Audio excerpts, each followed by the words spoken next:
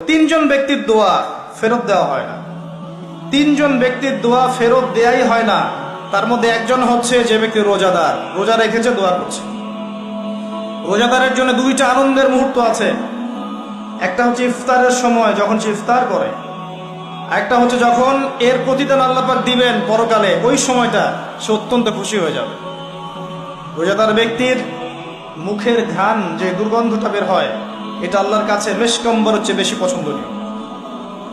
রোজা অবস্থায় বেশি বেশি দোয়া করবেন, নিজের জন্যে, পরিবারের জন্যে, সমাজের জন্যে, রাষ্ট্রের জন্যে, আমাদের মুসলিম উম্মার জন্যে, সবার জন্য দোয়া করবেন। দোয়াকে সংকীর্ণ করবেন না, সবার জন্য দোয়া করবেন। যখন আপনি অন্য মুসলিম ভাইয়ের জন্য দোয়া করবেন, তখন আপনার মাথার কাছে একজন ফেরেশতা আসবেন, এসে বলবেন তোমার জন্যেও তাই হোক, তুমি যার জন্য দোয়া করছো। সুবহানাল্লাহ। আপনি দোয়া করেন যে আল্লাহ আবু তাওয়া ভাইকে তুমি দীর্ঘ নেক হায়াত দিও, তাহলে দেখবেন আপনার মাথার কাছে ফেরেশতা এসে বলবে যে তোমার জন্যও তাই হোক। এটা পলিটিক্স করলাম আপনাদের দোয়া পাওয়ার জন্য, সেই দোয়া করবেন। আচ্ছা, আরো আছে।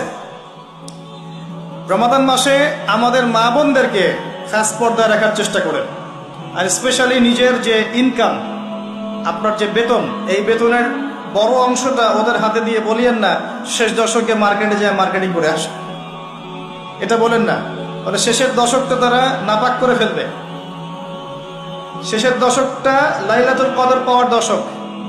এই সময়টা ইতিকাফ করতে হয় মসজিদে, সুন্নত, যাতে করে আমরা লাইলাতুল কদর পেয়ে যাই। আর শেষের দশকে আপনি দেখবেন মুসলিমরা বেশি বেশি হাট বাজার করছে, মার্কেটিং করছে, ঈদের শপিং করতে হবে। এই শপিংটা আগে করা যেত না?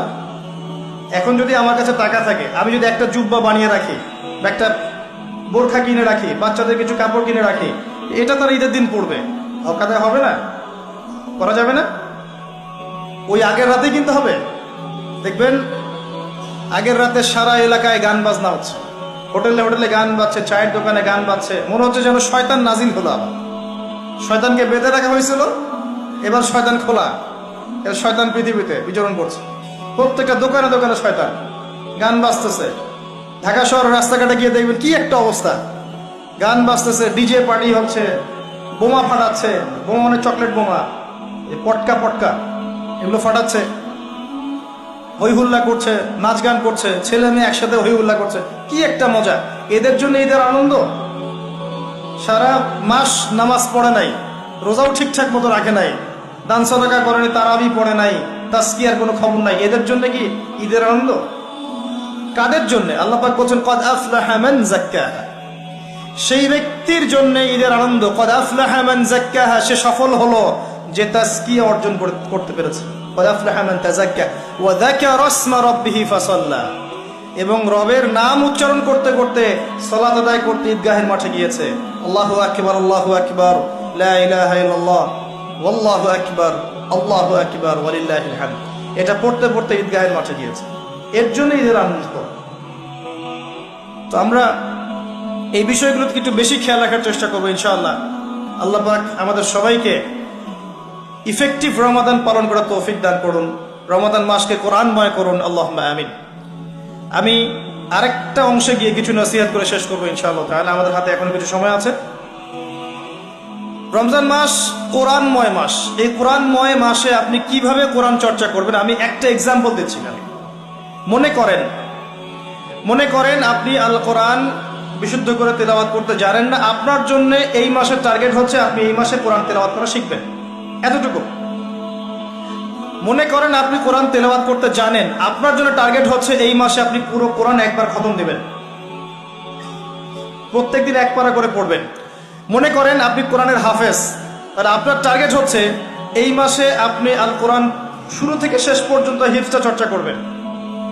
এক একজনের দায়িত্ব এক এক রকম।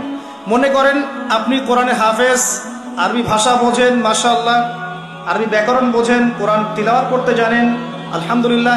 এখন এই মাসে আপনার দায়িত্ব হচ্ছে আপনি কোরআনের ভিতরে ঢুকবেন, ঢুকে অর্থগুলো গবেষণা করবেন। এক এক মানুষের সেকশন এক এক রকম, এবং যারা স্কলার, বিজ্ঞ আলেম, তারা কোরআন থেকে গবেষণা করে এই মাসে নতুন নতুন দার্স মানুষকে দিবে, কোরআন মানুষকে শেখাবে। কিরকম করে? ফর এক্সাম্পল, মনে করেন আপনি কোরআন খুলেছেন, এখানে একটা সূরা বের হলো, সূরাতুল লুকমান। কি নাম? সূরা লুকমান।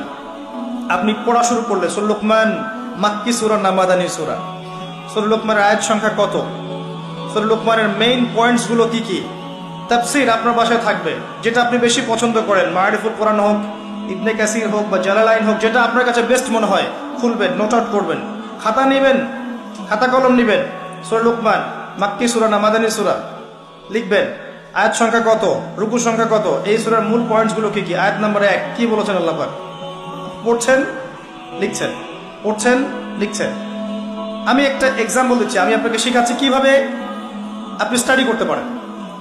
মনে করেন আপনি চলে আসলেন 12 নম্বর আয়াতে, এসে দেখলেন আল্লাহ পাক বলছেন, একটা প্রসঙ্গে বলছেন, ওয়ালাকাদ আতাইনা লুকমানাল হিকমা আনিশকুর লিল্লাহ ওয়া মান ইয়াশকুর ফাইন্নামা ইয়াশকুরু লিনাফসিহি ওয়া মান কাফারা ফাইন্নাল্লাহা গনিয়্যুন হামিদ। একটা আয়াত, 12 নম্বর আয়াত। এবার আপনি এখানে দেখছেন ওয়ালাকাদ আতাইনা লুকমানাল হিকমা, আল্লাহ পাক বলছেন নিশ্চয়ই আমি লোকমানকে হিকমত দিয়েছি, প্রজ্ঞা দিয়েছি।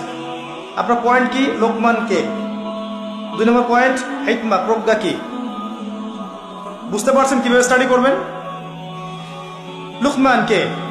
ওয়ালাকাদ আতাইনা লুকমানাল হিকমা, আমি লুকমান আলাইহিস সালামকে হিকমা দিয়েছি। অনেকে বলেন তিনি নবী ছিলেন, আবার অনেকে বলেন তিনি নবী ছিলেন না, তিনি একজন আল্লাহর ওলি ছিলেন।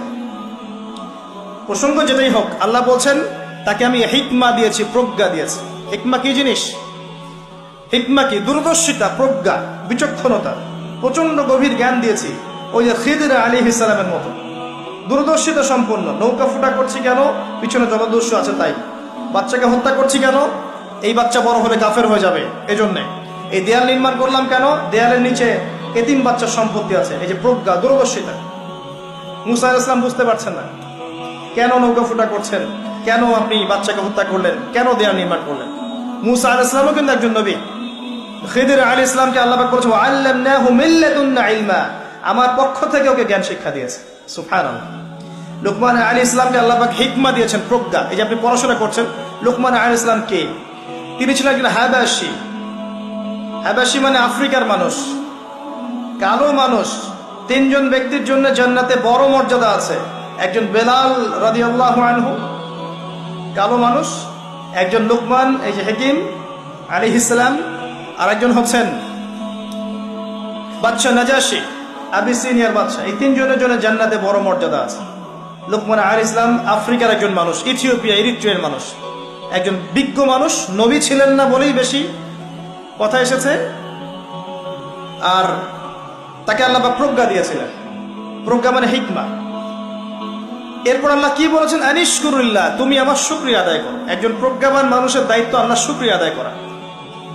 আল্লাহ অন্য সূরায় বলেছেন লাইন শাকারতুম লাযাযিদান্নাকুম, তোমরা আমার শুকরিয়া আদায় করলে আমি নিয়ামত কি করব? বাড়িয়ে দেব। ওয়ালাইন কাফারতুম ইন্না আযাবি লাশাদীদ, কুফরি করলে জেনে রাখো আমার আযাব বড় কঠিন। একটা আয়াত থেকে আপনি অনেকগুলো মেসেজ পাচ্ছেন। লুকমান আলাইহিস সালাম কে ছিলেন? তাকে আল্লাহ পাক কি দিয়েছিলেন? তিনি কোথাকার মানুষ ছিলেন? তাকে আল্লাহ কি বলেছেন? শুকরিয়া আদায় করতে বলেছেন। আমিও শুকরিয়া আদায় করবো ইনশাআল্লাহ, বলবো আলহামদুলিল্লাহ। এবং আল্লাহ বলছেন যে ব্যক্তি শুকরিয়া আদায় করে সে নিজের জন্যই করে, কেউ যদি কুফরি করে আল্লাহর কিচ্ছু যায় আসে না। একটা শিক্ষা পেলেন। এভাবে আয়াত বায়াত স্টাডি করবেন।